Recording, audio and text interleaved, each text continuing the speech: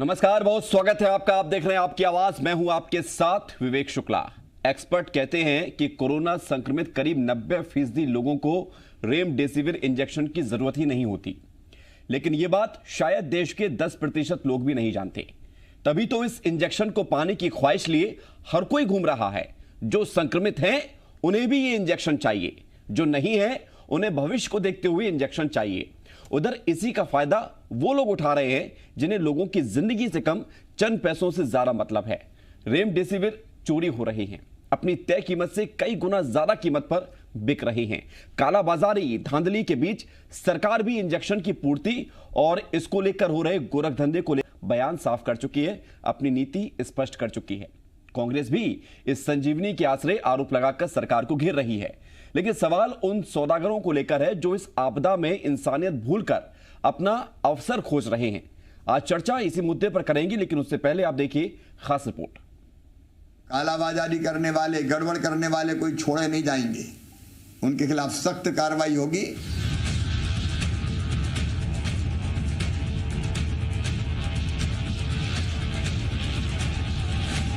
कोई तैयारी नहीं तो आज ये केंद्र सरकार हो या राज्य सरकार हो, राज्य सरकार में तो शिवराज सिंह जी कहते थे ये कोरोना नहीं, ये तो डरोना है। जब मैंने मार्च में ये बात कही थी, मैंने तो शुरुआत कर ली थी। उस समय तो ये भयानक स्थिति नहीं थी।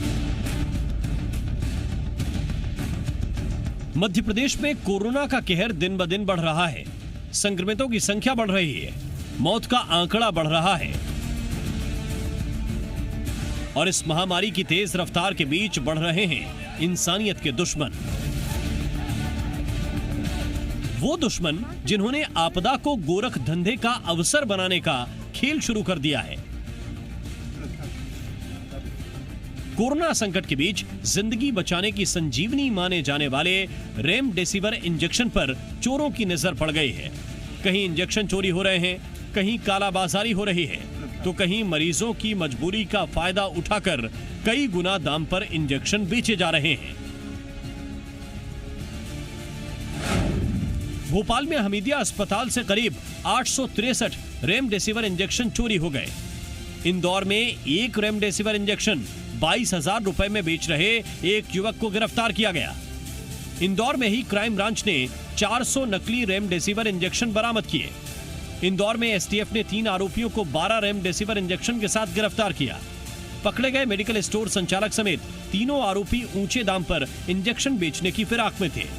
जबलपुर में रेमडेसिविर की कालाबाजारी का भांडाफोड़ हुआ। जबलपुर पुलिस ने 3 लोगों को 4 इंजेक्शन के साथ गिरफ्तार किया, जो 5400 के इंजेक्शन को 77,000 रुपए में बेचने की कोशिश कर रहे थे। भोपाल में रेमडेसिविर इंजेक्शन चोरी हुए तो सरकार और पुलिस में हड़कंप मच गया।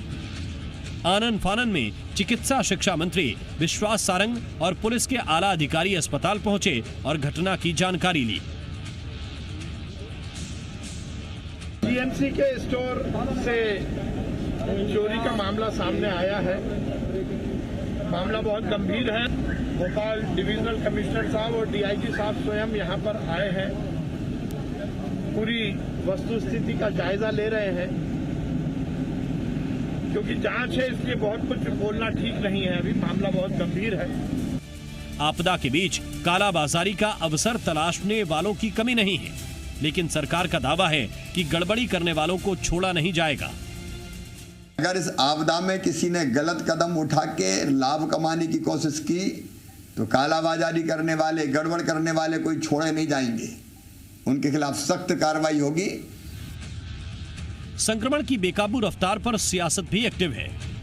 सरकार के दावों के बीच विपक्ष हमलावर है और बदतर होते हालातों के लिए सरकार को कटघरे में खड़ा किया जा रहा है।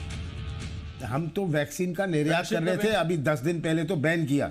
ये रेमडेसिविर जो भी ये रेमडेसिविर इंजेक्शन है, हाँ इंजेक्शन है रेमडेसिविर, इसका निर्यात हो रहा था। मैं बताऊं, मैंने खुद बात करी इसकी जो मैन्युफैक्चरर है, उसने मुझे क्या कहा, उसने कहा हमारा स्टॉक जो है पोर्ट में पड़ा हुआ है।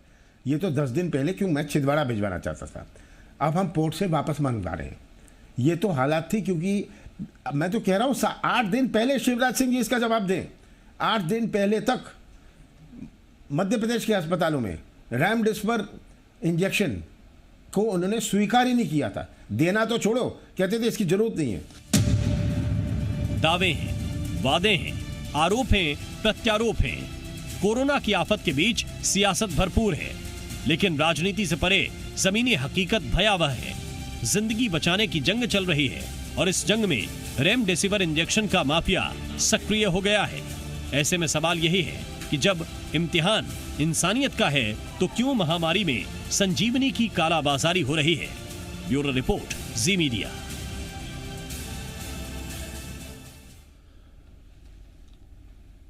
तो सवाल बड़ा सीधा सा है कि संजीवनी की कालाबाजारी क्यों हो रही है। जब सरकार भी सख्त है, प्रशासन भी सख्त है, तो फिर ये तस्वीर सामने क्यों आ रही है।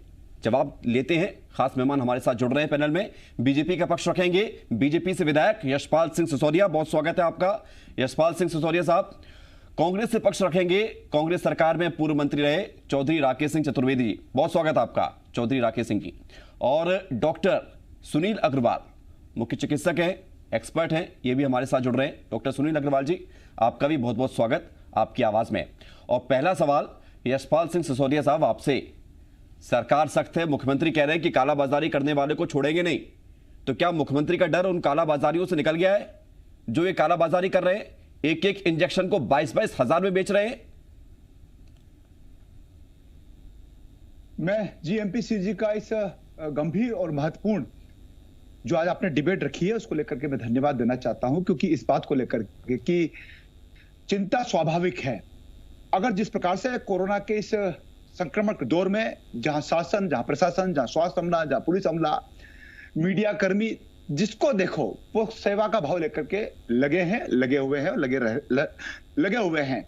लेकिन इन तमाम स्थितियों परिस्थितियों के बीच में भी जबलपुर की घटना का भी आपने उल्लेख किया, इंदौर की घटना का आपने उल्लेख किया, भोपाल की हाल ही में आज जो ताजा घटना हुई है रेमडेसिविर के 863 इंजेक्शन की चोरी होने की घटना गंभीर घटना है। और इसको लेकर के अगर आप अपने इस चैनल के माध्यम से ध्यान आकर्षित करवा रहे हैं, फिर चाहे सरकार हो चाहे प्रतिपक्ष हो, हम सब जवाबदार लोग हैं। और उसको लेकर के मैं निश्चित रूप से बात को कह सकता हूं कि जो घटना आज भोपाल के हमीदिया अस्पताल में घटी है, कोहे फिजा थाना पुलिस प्रशासन और स्वास्थ्य अमला इसको खंगाल रहा है, इसके सीसी फुटेजेस खंगाले जा रहे हैं। और माननीय मंत्री स्वयं विश्वास सारंग जी स्थल पर गए हैं, पुलिस के आला अधिकारी भी गए हैं। मैं ऐसी घटनाओं को, जब आप गंभीर है तो हम भी गंभीरता दिखाने की कोशिश भी करेंगे और प्रयास भी करेंगे कि कालाबाजारी में इंजेक्शन चले जावे, ऊपर ही ऊपर बिक जावे। और जिनको नहीं लगना है, आपकी रिपोर्ट को मैं सुनकर के मुझे ठीक लगा कि जिनको नहीं लगना है वे भी लगने लगाने की दौड़ में आगे भाग रहे हैं और इस इंजेक्शन को प्राप्त करने की जिद्दोजहद कर रहे हैं। देखिए, चोरी होने की जो घटना हुई है इसको हम गंभीर मानते हैं। और फिर इस दौर में अगर नकली इंजेक्शन बन जावे और नकली इंजेक्शन बनाने वालों को अगर प्रशासन पकड़ भी लेता है, तो मैं तो माननीय मुख्यमंत्री जी से भी कहूंगा कि ऐसे लोगों को बख्शा नहीं जाना चाहिए, जैसा उनका खुद का वक्तव्य है। और माननीय मुख्यमंत्री जी स्वयं संवेदनशील है, तो ये नकली इंजेक्शन बना करके और बाजार में भेजना, रेमडेसिविर का नकल करके लोगों की जान के साथ खिलवाड़ करना, ये इंसानियत के दुश्मन है। आपकी इस रिपोर्टिंग में आपने जो पहला शब्द कहा है, मैं भी इसको स्वीकारोक्ति प्रदान करता हूं कि इंसानियत के दुश्मनों को नहीं बख्शना चाहिए, नहीं छोड़ा जाना चाहिए और कहीं ना कहीं नियंत्रण लगाना चाहिए। अगर भोपाल की घटना हमीदिया अस्पताल में 863 इंजेक्शन चोरी हो जाते हैं, तो फिर जो ऐसे अस्पताल जहां पर थोड़ी सुरक्षा कम है या जहां पर सीसी फुटेजेस नहीं है, कैमरे नहीं है, तो वहां पर भी हमको निगाह और नियंत्रण रखना चाहिए। सबक दे दिया है अस्पतालों का हाल ऐसा है, जो कोविड डेडिकेटेड हॉस्पिटल हैं वहां पर कोई नहीं जाना चाहेगा और हमें नहीं लगता कि कोई चोर भी चोरी करेगा। हालांकि जो तथ्य होंगे वो सामने आएंगे, लेकिन कोई कोरोना पॉजिटिव होने के लिए तो नहीं जाएगा अस्पताल में।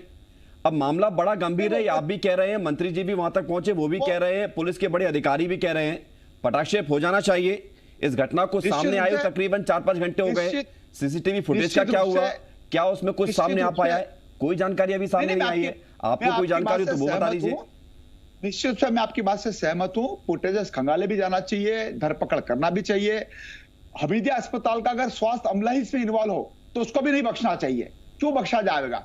अगर किसी की मिलीभगत से काम हुआ है तो निश्चित से एक घटना घटित हुई, इसने सबक दिया है, अंजाम तक पहुंचने की हम पूरी कोशिश करेंगे। ठीक है सर, कोशिश भी करिए और जो कालाबाजारी को लेकर जो सरकार की मंशा उसको पूरा भी करिए और डर भी होना चाहिए। चौधरी राकेश सिंह जी, लगता है आपको रेमडेसिविर के नाम पर जो स्थितियां मध्य प्रदेश में बन रही हैं, सरकार को हेलीकॉप्टर भेजने पड़ रहे हैं दूसरे राज्यों में, गुजरात में, वहां से फिर इंजेक्शन लेकर आने पड़ रहे हैं। सरकार को कोशिश करनी पड़ रही है कि इंजेक्शन को लेकर केंद्र के मंत्रियों से बात करें। ऐसी स्थिति में इंजेक्शन चोरी हो रहे हैं, इंजेक्शन की कालाबाजारी हो रही है। ये भ्रम क्यों है स्थिति में मध्य प्रदेश में, और कहां कमी है? जब ये कोरोना दूसरा इसका स्लैब आया है, तब से मुख्यमंत्री जी के स्टेटमेंट में पढ़ रहा हूं। शुरू में उन्होंने कहा कि मरीज स्वयं व्यवस्था करे अपने इलाज की, हम कोई शासकीय अस्पतालों में दवा उपलब्ध नहीं कर। और ये जो इंजेक्शन है, इसके लिए मध्य प्रदेश सरकार ने आज से 10 दिन पहले तक इसको कहीं उपलब्ध नहीं करवाया किसी भी हॉस्पिटल। और चूंकि उनको ये मालूम था कि ये करीब 3000 का पड़ रहा है, 3.5, इसलिए उसको नहीं। लेकिन जब दबाव बना, अन्य राज्य कर रहे हैं, तो यहाँ भी खरीदा गया। लेकिन एक अफसोस की बात ये समझ में नहीं है कि इंजेक्शन कोई ऐसी चीज नहीं था जहां डकैती डाल दी गई हो रात को या दिन। ये कस्टडी में रखी हुई चीज थी, वो भी भोपाल के गांधी मेडिकल कॉलेज के हमीदिया अस्पताल में, जो चिकित्सा शिक्षा मंत्री के क्षेत्र का है। और अगर इतनी आवश्यक चीज, इतनी जान की सुरक्षा करने वाला इंजेक्शन, वहां से 1000 तो मिले, उसमें से 800 चोरी चले गए, 800 कुछ। तो इसके लिए जिम्मेदार कौन है? जिम्मेदार आप, वो अभी तक आप जिम्मेदार नहीं खोज पा रहे। आप कालाबाजारी की बात कर रहे थे अभी तक तो दुकान वालों को, मेवा वालों को, मिठाई वालों को, लेकिन ये सबसे बड़ा स्कैंडल है कि अस्पताल से जान की सुरक्षा करने वाला इंजेक्शन इस महामारी में चोरी हो जाए और सरकार हाथ पे हाथ रख के बैठी रहे। और सरकार कह रही है कि वो गंभीर है, सरकार ने जांच बैठा दी है, पुलिस के अफसर बुला लिए गए, पुलिस कह रही है कि हम पूरे मामले को लेकर तफ्तीश कर रहे हैं। लेकिन सवाल यही है कि जिस इंजेक्शन को जान बचाने वाला इंजेक्शन कहा जा रहा है, उसको लेकर एमपी में यदि कमियां सामने आ रही हैं, तो ऐसा नहीं है राकेश जी कि न आपके कांग्रेस शासित राज्यों में उस इंजेक्शन को बड़ी आसानी से लोग ले पा रहे हैं। वहां पर भी स्थिति कमियों की है, वहां चोरी नहीं हो रही है, ये एक अच्छी बात है, लेकिन इंजेक्शन सबको मिल रहे हैं, ये बड़ी कमी है। नहीं, मैं आपकी बात से इससे दुरुस्त हूं कि इस महामारी में हर राज्य परेशानी में है, लेकिन इस महामारी में जो अमृत की चीज है, जो इंजेक्शन है, वो चोरी हो रहा है। भोपाल जैसी जगह में मुख्यमंत्री के नाक के नीचे, जहां पूरा सरकार बैठी हुई है। और तो अफसोस की बात है कि आप ये चीज सुरक्षित नहीं रख पा रहे। चोरी कोई ऑटो रिक्शा वाले नहीं कर रहे हैं, कोई गांव के आदमी नहीं कर रहे हैं, चोरी वही कर रहा है जो सत्ता के नजदीक है, जिसपे सत्ता का संरक्षण है। मैं आपकी जानकारी में लाना चाहता हूं कि महाराष्ट्र में 50,000 मरीज थे और 451 टन वहां पे ऑक्सीजन खपत हुई अप्रैल के पहले सप्ताह में। और मध्य प्रदेश में 5,000 मरीज थे, यहाँ पे 732 टन ऑक्सीजन खपत हुई। यानी ऑक्सीजन में भी घपला है बहुत बड़ा मध्य प्रदेश में। जवाब भी लेंगे यशपाल सिसोदिया जी, इसका मजबूती से जवाब देंगे, क्योंकि ये मुद्दा भी उन्हीं के विधायक अजय विश्नोई जी ने उठाया था, जिसका जिक्र आप कर रहे हैं। लेकिन उससे पहले मैं डॉक्टर सुनील अग्रवाल जी से चर्चा करूंगा। डॉक्टर सुनील अग्रवाल जी, सवाल बड़ा सीधा सा है। रेमडेसिविर इंजेक्शन, बड़ी हाई तौबा मची हुई है इस इंजेक्शन को लेकर पूरे देश के तमाम राज्यों में। जहां जहां कोरोना के मामले ज्यादा हैं, वहां वहां इंजेक्शन की बड़ी डिमांड है। ये एकाएक एक लहर बीतने के बाद पता चलता है कि ये इंजेक्शन कारगर है, और यदि कारगर था तो सरकार ने व्यवस्था नहीं कर पाई, एक अलग मसला है। ये जरूरत किन लोगों के लिए है, ये हम आपसे समझेंगे।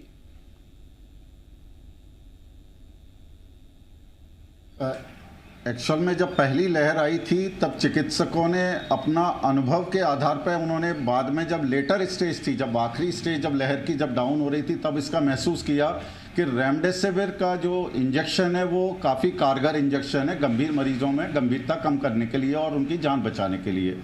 तो जब आखिर में जब इसका उपयोग हुआ और उसके बाद लहर धीरे धीरे ख़त्म हुई, और जब दूसरी लहर आई तो उस समय इसको जब यूज़ करने की जब बारी आई, तो ये एक इंजेक्शन्स को सभी जगह उपलब्ध कराना चाहिए था। ये तो ऐसा हो गया जैसे कि कोई प्याज होता है, टमाटर होता है, उसकी काला बाजारी और भंडारण कर लिया गया।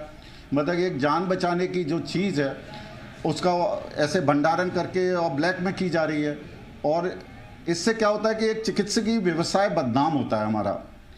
और दूसरा क्या हो रहा है कि इसका एक जुडिशियस यूज़ होना चाहिए, तर्क संगत, न्याय संगत यूज़ भी होना चाहिए, इसका इस्तेमाल होना चाहिए।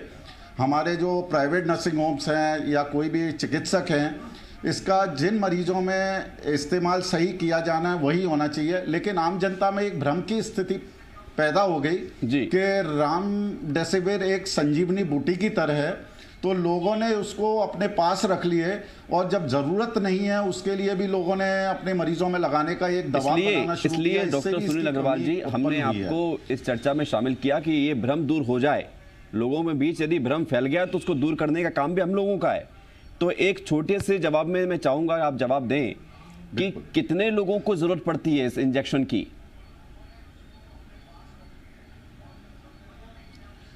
देखिए, रेमडेसिविर जैसे कोरोना मरीजों में अपन ज़्यादातर 15% मरीज हॉस्पिटलाइजेशन की ज़रूरत पड़ती है। 15%, 85% साधारण तरीके से निकल जाते हैं। तो जिन लोगों का जो ऑक्सीजन सैचुरेशन जो मेन है और लंग इन्वॉल्वमेंट सीटी स्कैन के द्वारा है, उसके आधार पर अपन इसका देखते हैं।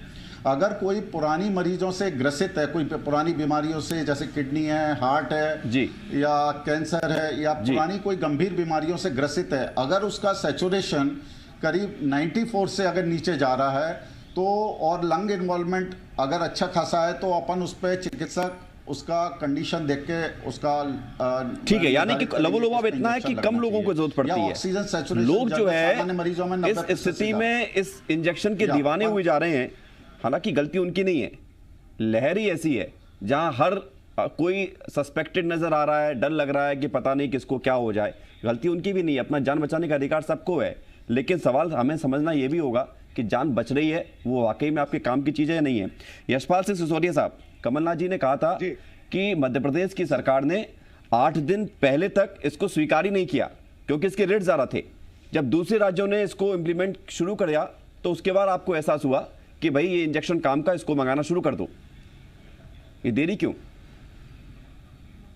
देरी का कारण सिर्फ ये है कि ये चीज चिकित्सक लोग तय करते हैं किस मरीज को किस स्तर पर कितने डोज दिए जाना चाहिए, दिए जाना पड़ेंगे।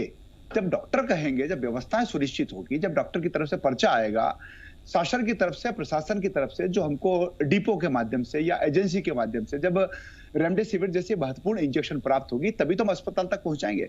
सरकार ने कहा तो इसी बात को लेकर के कहा कि अभी आवश्यकता नहीं है, अगर दूसरे दौर में आवश्यकता पड़ी, और जैसा कि भी डॉक्टर साहब बता रहे थे, बहुत टेक्निकल बात बताई डॉक्टर साहब ने, अनुभवी है कि रेमडेसिविर और ऑक्सीजन दोनों का ऐसा कॉम्बिनेशन है कि उस गंभीर मरीज की स्थिति को देख करके जिसके लंग्स 15% से ज्यादा इफेक्टेड हो गए हैं, उसको कितनी ऑक्सीजन दी जाएगी ये चिकित्सक तय करेंगे। उसको कितना डोज लगेगा रेमडेसिविर का ये चिकित्सक तय करेंगे, हम और आप तय नहीं करेंगे। लेकिन सरकार उस समय तक, चूंकि पहला दौर जब हमने देखा तब रेमडेसिविर की आवश्यकता पहले दौर की बात ही नहीं है, दूसरे दौर की शुरुआत हुए कम से कम 20 दिन गुजर गए हैं और आपने 8 दिन पहले तक इसको मंजूरी नहीं दी, ऐसा कमलनाथ कह रहे हैं। नहीं, हम नहीं कह रहे। नहीं, कमलनाथ जी देखिए, मंजूरी देकर के कोई सरकार ने कोई इसका आदेश थोड़ी पारित किया गया। चिकित्सक इसकी महत्ता समझते हैं, चिकित्सकों ने लिखना प्रारंभ किया, कहना प्रारंभ किया, तो हमने इंजेक्शन मंगाना प्रारंभ किया। अब देखिए, पहले से कोई पता ही नहीं था, 1 साल बीत गया कि रेमडेसिविर नाम की कोई इंजेक्शन इस सेकंड वाली लेयर में जहां ऑक्सीजन की कमी लोगों को आई है, लंग्स इफेक्ट हुए हैं, तो ऑक्सीजन और रेमडेसिविर दोनों की नितांत आवश्यकता है। इस कारण से ऑक्सीजन का भी उपयोग बढ़ा। तो ये पूर्ति कब हो पाएगी? कहा जाए स्थितियां बड़ी विकराल हो रही हैं। लोग 25-25 हजार में इस इंजेक्शन को खरीद रहे हैं जान बचाने के लिए। कालाबाजारियां भी शुरू हो गई हैं, चोरी तक हो रही है। मुझे लगता है 2-3 दिन में रेमडेसिविर का भी और आपका ऑक्सीजन का भी सॉल्यूशन हो जाएगा। आज भारत सरकार के उर्वरक और रसायन मंत्रालय ने पूरे देश भर में रेमडेसिविर सहित अन्य जो कंपनियां हैं उनके सबके एमआरपी भी सुनिश्चित कर दिए ताकि कालाबाजारी। खबर आई अभी कि इंजेक्शन के दाम कम हो गए। लौट रहा हूं मैं आपके पास। चौधरी राकेश सिंह जी, सवाल थोड़ा सा राजनीति से ऊपर उठकर है, इंसानियत पर सवाल है कि क्या इंसानियत इतनी कमजोर हो गई है कि जब जान बचाने की जद्दोजहद में आदमी लगा हुआ है तो उसे कुछ नजर नहीं आ रहा, वो उसको पाना चाहता जिससे जान बच जाए? और क्या इंसानियत ऐसी हो गई है जिससे किसी की जान की परवाही नहीं है, बस पैसा आए, चाहे वो नकली इंजेक्शन दो या महंगा इंजेक्शन दो? ये स्थिति क्यों बन रही है प्रदेश में? बिल्कुल, 2 तरीके के लोग होते हैं, डॉक्टर सुनील अग्रवाल साहब और काबिल डॉक्टर हैं, और वो रोज आए दिन ग्वालियर में देख रहे हैं ऐसे बच्चों को। जब किसी व्यक्ति का, कोई परिवार का सदस्य इस स्थिति में चला जाता है तो उसको एन के एन प्रकार अगर जो सुविधा उपलब्ध हो सकती है ज्यादा से ज्यादा वो करना चाहता है। रेमडेसिविर अगर 10,000 का भी मिल रहा है तो खरीदना चाह रहा है। मेरे पास दिन भर में 4 से 10 फोन आ जाते हैं। लेकिन अफसोस की बात यह है, मैं भाई यशपाल सिसोदिया हमारे काबिल मित्र हैं, अगर वो ये कह रहे हैं कि डॉक्टर लिखे, डॉक्टर नहीं लिखे, नहीं, ये ड्रग कंट्रोलर का काम है मध्य प्रदेश में, ये चिकित्सा शिक्षा मंत्री का काम है मध्य प्रदेश में, ये बैठक बुलाए और अन्य राज्यों में अगर रेमडेसिविर लग रहा है, मध्य प्रदेश में अवॉइड किया जा रहा है, मुख्यमंत्री जी कह रहे हैं कि हमारे पास पैसा नहीं है, हम नहीं खरीद के देंगे, तो ये सबसे बड़ी लानत है इस पे। और देखिए, कोई भी मरीज हो, चाहे हमारे घर का हो चाहे कोई भी हो, जब मरीज इस स्थिति में पहुंच जाता है कि उसको आवश्यकता जिस चीज की पड़ रही है, तो हर घर वाला ये कोशिश करता है, बिल्कुल ये मरीज की मजबूरी हो जाती है, लेकिन इस मजबूरी का फायदा वो लोग उठा रहे हैं जो इसको व्यापार समझ रहे हैं। समय समाप्त हो गया है, का नैतिक दायित्व है। बहुत अच्छा संदेश गया है, लेकिन कोशिश यही है कि जो जानकारी हमने दी है कि रेमडेसिविर की जरूरत कब पड़ती है, ये भी लोग समझें। बहुत शुक्रिया आपका चौधरी राकेश सिंह जी, यशपाल सिंह सिसोदिया जी, और डॉक्टर साहब आपका भी बहुत बहुत शुक्रिया। डॉक्टर सुनील अग्रवाल जी हमारे साथ जुड़े हुए थे, जिन्होंने बताया कि रेमडेसिविर की जरूरत कब पड़ती है। और इस पूरे मामले को लेकर सरकार कह रही है कि जिसने चोरी की है उसको पकड़ेंगे, जो कालाबाजारी कर रहा है उसको अंदर करेंगे।